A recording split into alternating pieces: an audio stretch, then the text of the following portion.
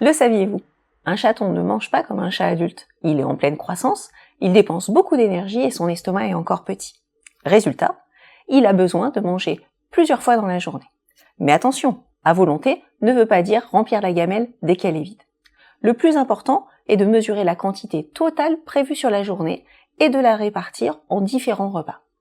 À la maison, vous pouvez par exemple proposer une partie en croquettes et une partie en pâté qu'on appelle la binutrition et utiliser quelques croquettes dans un jouet distributeur.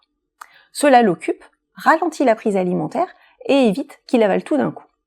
Le bon repère, ce n'est pas seulement est-ce qu'il réclame, mais est-ce qu'il grandit bien, est-ce qu'il garde une silhouette harmonieuse et est-ce que son poids continue d'évoluer normalement.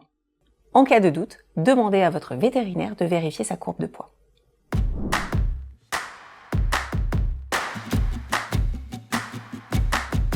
Le saviez-vous?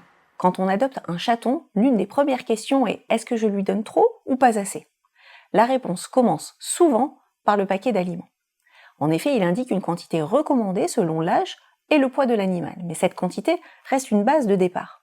Ensuite, il faut l'ajuster selon votre chaton, son rythme de croissance, son activité, son appétit, sa stérilisation éventuelle et son état corporel. À la maison, le plus simple est de peser la ration avec une balance de cuisine. Les gobelets doseurs, fournis par le fabricant, peuvent être pratiques, mais ils sont souvent imprécis. Un bon réflexe, pesez votre chaton régulièrement, surtout les premiers mois. Il doit grandir de façon progressive, sans devenir trop rond. Et si vous donnez de la pâtée en plus des croquettes, pensez à compter les 2 dans la ration totale. Ce n'est pas un plus, ça fait partie réellement de son alimentation quotidienne.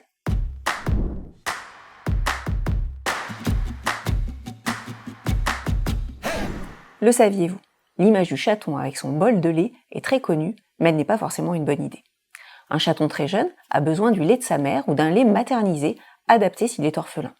Mais une fois sevré, il doit boire principalement de l'eau et manger un aliment complet, spécial croissance. Le lait de vache, lui, peut poser problème. Beaucoup de chats digèrent mal le lactose une fois sevré. Chez certains chatons, cela peut provoquer des selles molles, des gaz, des douleurs digestives ou de la diarrhée. À la maison, le meilleur réflexe est donc simple, laissez toujours de l'eau fraîche à disposition.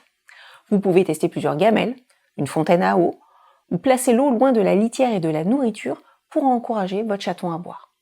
Et si votre chaton a encore besoin d'être biberonné, il faut utiliser uniquement un lait maternisé pour chaton avec l'avis de votre vétérinaire.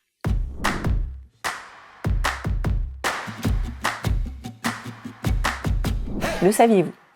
Chez le chat, les habitudes alimentaires se construisent très tôt. Un chaton habitué uniquement aux croquettes peut plus tard refuser la pâtée et inversement.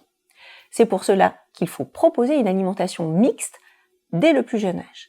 Des croquettes, de la pâtée et parfois des textures différentes de pâtée, adaptées au chaton bien sûr.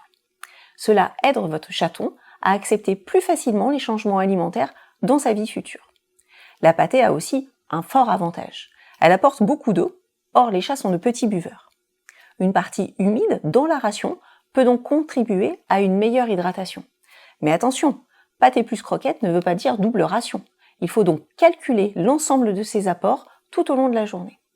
En pratique, choisissez des aliments complets pour chaton, adaptez les quantités et faites des transitions doucement.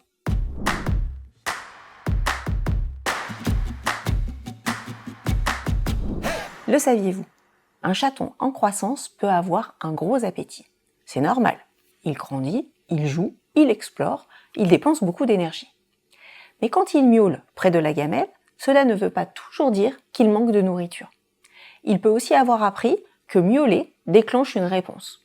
Une caresse, une friandise ou un remplissage de la gamelle.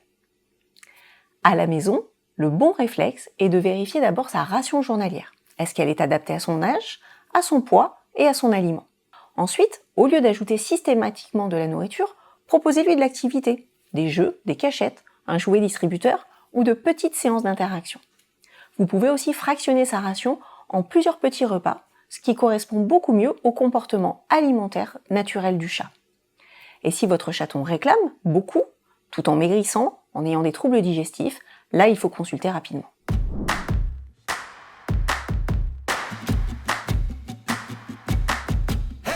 Le saviez-vous? Un chaton n'est pas un petit chat adulte. Pendant sa croissance, il a des besoins spécifiques en énergie, en protéines, en lipides et en minéraux et vitamines. C'est pour cela qu'il est important de choisir un aliment complet adapté aux besoins de la croissance.